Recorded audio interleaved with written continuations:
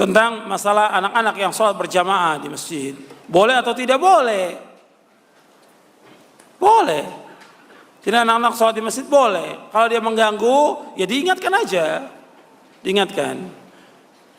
Cuma tetap yang perlu diingatkan kadang-kadang, anaknya ke masjid, bapaknya nggak ke masjid. Anaknya ke masjid, bapaknya nggak ke masjid. Jadi tetap diingatkan supaya jangan ribut.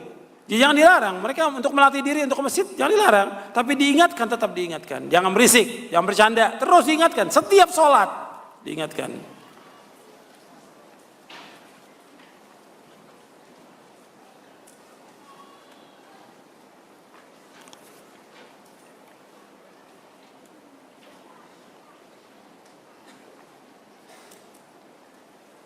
Bagaimana dengan orang yang sholat tetapi masih melakukan syirik? Ini juga banyak. Dia sholat tapi masih melakukan kesyirikan. Syirik, dosa besar yang paling besar.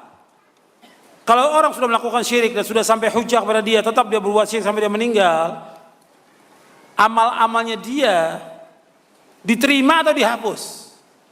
Menurut Al-Quran, dihapus. Allah berfirman kepada Nabi Muhammad SAW dalam surah Az-Zumar ayat 65, la in asyrakta la yahbatanna amaluka wa la takuna minal khasirin. Seandainya engkau berbuat syirik akan hapus amal-amalmu dan engkau termasuk orang-orang yang merugi. Jadi kalau syirik seluruh amal akan hapus. Tapi diingatkan dulu, orang-orang yang berbuat syirik diingatkan dengan cara yang baik, didatangi, diingatkan dengan cara yang baik, diberikan buku,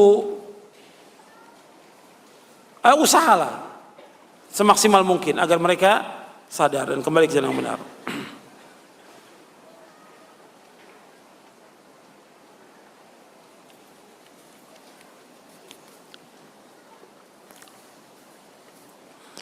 Bagaimana kalau seorang yang dia sulit untuk bangun malam? Ya bisa diatur dengan dia tidur di awal malam. Dan jangan terlalu banyak pekerjaan ketika di waktu malam. Kemudian yang ketiga, dia tidur dalam keadaan berwudu. Yang keempat, dia pasang beker. Beker itu pasang, alarm pasang. Jam berapa dia mau bangun? Insya Allah kalau sudah terbiasa, itu akan mudah bangun. Meskipun nggak bangunnya jam 3, bangunnya setengah 4 menjelang subuh, ya tetap bangun. Bisa dikerjakan tahajud 2 rakaat, witirnya 1 bisa. Kalau masih ada waktu lagi bisa dikerjakan tahajudnya 4, witirnya 3. Jadi nggak mesti 11. 11 itu yang maksimal. Orang mengerjakan 2 saja tahajudnya, witirnya 1, boleh dalam syariat Islam, boleh. Atau dia hanya mengerjakan witir saja juga boleh. Sebelum tidur, karena dia pulangnya jam 12 malam. Ya kerja atau dakwah atau yang lainnya, dia witir dulu sebelum tidur. Kemudian nanti malam dia nggak bangun lagi, cukup dengan witir aja boleh. Karena iman manusia ini berbeda-beda. Tapi kita harus upaya, kalau bisa kita tahajud, lakukan.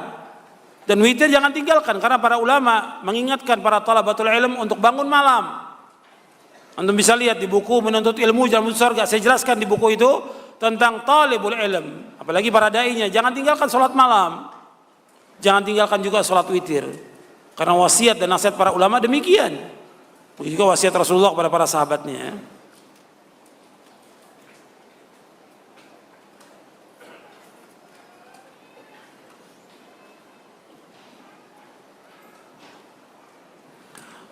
Bagaimana kalau orang tua kita itu baru sholat kalau kita pulang ke rumah, ke kampung baru sholat? Ya tetap diingatkan dan terus diingatkan setiap waktu.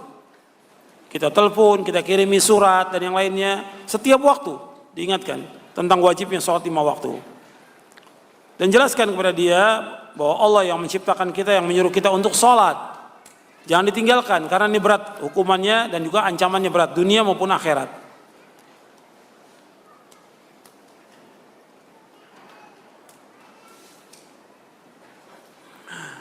Kenapa masih ada banyak orang-orang yang sholat, tapi dia masih terus melakukan perbuatan keji dan mungkar? Tadi sudah jelaskan, karena sholatnya dia tidak khusyuk, sholatnya dia tidak tumanina, sholatnya dia tidak mengikuti contoh Nabi SAW, sholatnya dia tidak dipahami tentang isi dari sholatnya.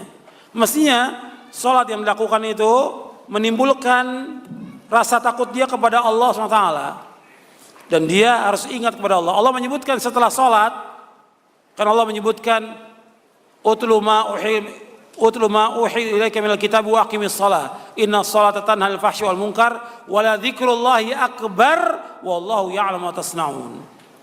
Artinya setelah Allah menyuruh untuk sholat mencegah perbuatan keji mungkar, Allah menyuruh apa? Ingat Allah itu lebih baik. Jadi kalau dia ingat kepada Allah, maka dia akan tinggalkan perbuatan dosa dan maksiat. Kalau dia ingat Allah, dia akan tinggalkan perbuatan keji dan mungkar. Dan Allah mengetahui apa yang kalian kerjakan.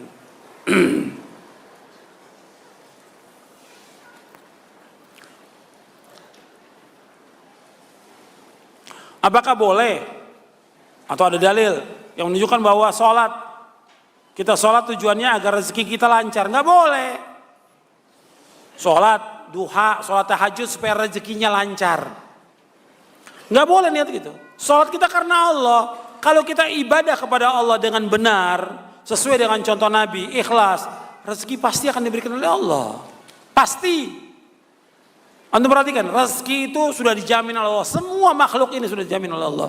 Muslim maupun kafir, manusia maupun binatang, dijamin rezekinya oleh Allah. Wa ma min dabbatin illa 'ala Allahi rizquha. Enggak ada binatang ternak muka bumi yang Allah jamin rezekinya. Manusia semua dijamin rezekinya, pasti diberikan rezeki oleh Allah. Yang belum pasti soal ibadah kita kepada Allah, itu belum pasti. Yang belum pasti diterima atau tidaknya ibadah kita. Yang belum pasti kita ini bahagia atau tidak. Yang belum pasti kita ini husnul khatimah atau su'ul khatimah. Yang belum pasti kita masuk surga atau tidak. Belum pasti. Rezeki pasti dia oleh Allah. Pasti.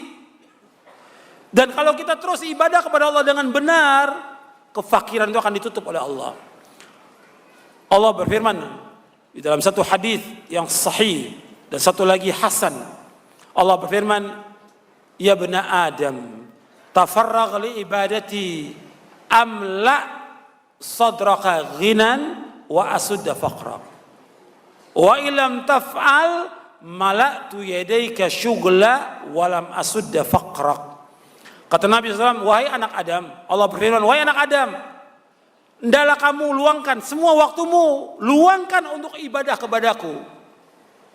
Aku akan penuhi dadamu dengan kecukupan dan aku akan tutup kefakiranmu. Enggak diberikan kefakiran, diberikan Allah kecukupan, enggak pernah fakir. Ya. Wa illam taf'al, kalau kamu enggak lakukan itu, enggak mau ibadah kepadaku, enggak meluangkan waktu untuk ibadah kepadaku, mala'tu yadayka syughla, aku akan penuhi kedua tanganmu dengan kesibukan. Walam asudda faqrak, dan aku tidak akan menutup kefakiranmu. Hadis ini sahih dan disahihkan dan juga dihasankan oleh Syekh Albani dalam silsilah dalam Sahih Jami' Shaghir dan juga dalam kitabnya Sahih At-Targhib wa Tarhib. Jadi ikhwan fillah azakumullah, Anda perhatikan salat ini akan menghilangkan kesulitan, kefakiran. Semua ibadah ini seperti itu. Tapi jangan niatkan kita sedekah supaya rezeki lancar. Kita sedekah supaya diganti oleh Allah. Pasti diganti. Bapak Allah berfirman, wa ma anfaqtum min syai'in fahuwa yukhlifuh wa huwa khairur raziqin. Apa saja yang kamu infakkan, apa saja, sekecil apapun, pasti diganti oleh Allah. Dan Allah sebaik-baik pemberi rezeki. Dalam surah Saba. Jadi jangan kita mengharapkan sesuatu dari ibadah kita, mengharapkan surga, ikhlas, mengharapkan jannah. Itu dalam ibadah kepada Allah. Hatta kita ibadah umrah haji, itu akan menghilangkan kefakiran, menghapuskan dosa, menghilangkan kefakiran. Sampai Nabi bersabda dalam hadis yang sahih dari Imam Tirmidzi, Ibnu Khuzaimah dan yang lainnya, kata Nabi SAW, tabi'u bainal haji wal umrah, fa innahuma yanfiyanil faqra wal dhunub, kama yanfil kiru khabathal hadid wal dhabi wal fiddah, wa laysa lil hajjatil mabrurati ilal jannah. Walaysa lil hajjatil mabrur jazaa'un ilal jannah. Kata Nabi, iringi haji dengan umrah. Kalau kamu sudah haji, iringi umrah. Kalau sudah umrah, iringi dengan haji lagi. Terus seperti itu. Karena keduanya, haji umrah itu pertama menghapuskan dosa, yang kedua menghilangkan kefakiran, Sebagaimana tungku api membersihkan kotoran besi, emas dan perak. Dan tidak ada ganjaran bagi haji yang mabrur kecuali sorga, maka laksanakan ibadah kepada Allah. Insya Allah Allah akan datangkan rezeki kepada kita. Tapi jangan niatkan kita untuk itu, jangan. Maka Nabi ketika menyuruh sahabat untuk sedekah, Nabi iming-imingi dengan dunia atau tidak?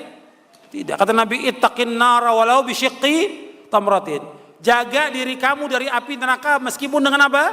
Sebutir kurma. Tujuan kita akhirat, supaya terjaga dari api neraka. Bukan Nabi mengimingi dunia. Kalau kamu sedekah, Nabi kamu dapat kekayaan. Dengan sedekah, usaha kamu lancar. Tidak.